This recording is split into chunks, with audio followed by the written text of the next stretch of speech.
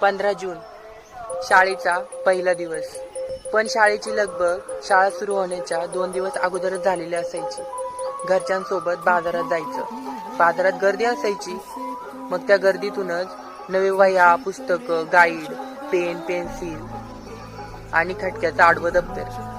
मग ज्या दप्तराला सगळ्यात जास्त कप्पे असतील तेच दप्तर घरी घेऊन यायचं. घरी आल्यावर तर मजा वेगळीच असायची. ते सगळं साहित्य हे असं मांडलेलं असायचं.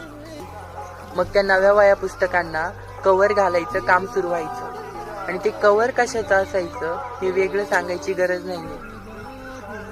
आणि हे सगळं चालू असतानाच बाहेर पाऊस पडत असायचा. त्या पावसानं भिजणारी माती, त्या मातीचा येणारा सुगंध आणि त्या सुगंधापेक्षाही जवळचं वाटणारा म्हणजे त्या नव्या वह्या पुस्तकांचा येणारा वास. मग हे सगळं साहित्य घेऊन